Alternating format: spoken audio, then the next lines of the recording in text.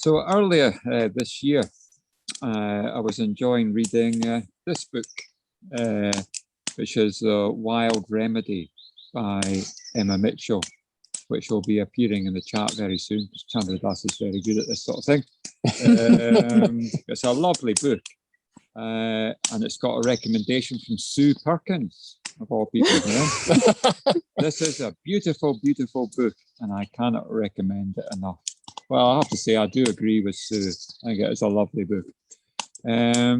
So Emma Mitchell is someone who has suffered from depression for 25 years. And it's a moving account of how nature, as she puts it, is an essential medicine for her in dealing with her depression.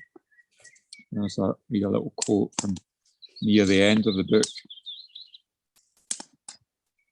So it's a kind of diary of a year, a nature awareness diary, interspersed with how she's getting on with her moods.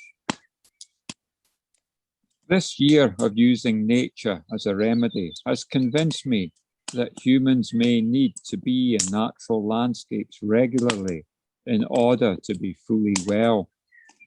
There is an ancient and potent connection between us and the land. We evolved to live in wild places. Perhaps it is the displacement from nature in modern life that is causing so many of us to struggle with our mental health. So Emma Mitchell is certainly not alone in advocating the benefits of connecting with nature for our mental and emotional well-being. Mind, the mental health charity, recommends spending regular time in nature to benefit us physically and emotionally for our well-being. And I think now it is much more widely accepted that being out in nature is good for you. And I've heard of doctors prescribing it as a therapy, as it were, for people who are suffering with milder depression. So as well as having benefits for our sense of well-being, can regular contact with nature actually make you a better person?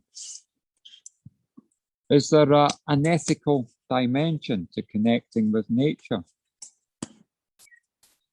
William Wordsworth, the poet, certainly thought so. In lines composed a few miles above Tinton Abbey, he says that nature is the guide of my heart and soul of my moral being. So a little autobiographical story. On the first Alive in Nature, I told a little bit of my story of growing up and how nature was really a lifesaver for me in dealing with being bullied. And I mentioned that bird watching was one of the things that I took up. So I had a friend at school who was into birds. And I went round to see him. He stayed in a village near to our village. So I cycled over, which was a big adventure. And yeah, it turned out he had actually an egg collection. So he collected birds' eggs. And he proudly showed me his birds' egg collection. And I just found it mesmerizing. Yeah, they were so beautiful. Yeah, all different shapes, textures, the mottledness, the subtlety of the color, and the vibrancy of the colors. And I felt this really strong desire. I want my own bird collection. Yeah, my bird's egg collection. I really wanted to start one. So I got my bird book out when I got home and looking for advice of where to look for nests. So I started a fledgling career as a bird nester. I think that's what they called them. Yeah, you went around collecting birds' eggs. And it wasn't quite, I mean, this is going back to the 60s. Yeah. So it wasn't quite seen in the same sort of way then as it is now. So I found this blackbird's nest, and I looked in, and there was this little clutch of eggs. And blackbird's eggs are beautiful shade of pale blue. And it just looked like the jewels you see on Buddhist tankas. They were so vibrant, and I just felt this real desire. Oh, I'm going to own one of these eggs. I'm going to start off my collection with one of these beautiful little eggs. So in my eagerness, I reached in and picked out one of the eggs, and it broke in my hand. Yeah. And I felt an immediate dismay, which turned to regret and then shame. Yeah. And I kind of had this realization. It was like an awakening. Yeah. My craving to possess this beautiful egg led to me breaking it. And I just realized then that each egg was a life. Yeah. And I love birds. Yeah. And I felt this deep empathetic connection for that potential life that I had broken. And I was just really upset. Yeah. And that ended my fledgling career as a bird nester. I never again had the desire to do this.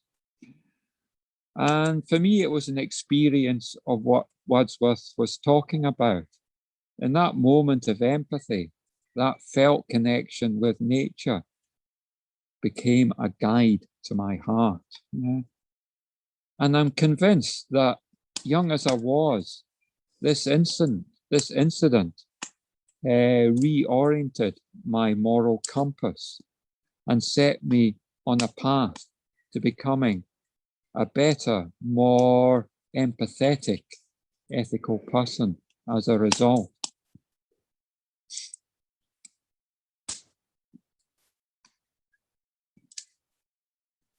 We live in what some environmentalists call an anthropocentric society. I'll try and say that again. Anthropocentric society. And this is the view that humankind is seen as separate from nature, and that nature exists as a resource to be exploited or conquered or used for our benefit. Yeah. And maybe as a young bird nester, I was in that sort of state of being. But we don't have to look far to see how nature suffers with such a prevalent view in our society.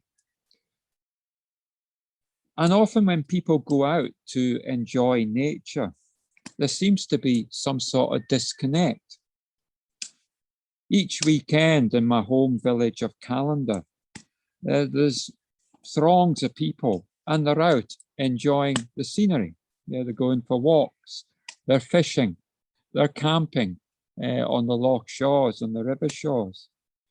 And after the weekend, and I'm going out for a walk, find these piles of rubbish, yeah, tents just abandoned, broken bottles, yeah, just littered on the loch shore that people who have been out enjoying nature have left behind.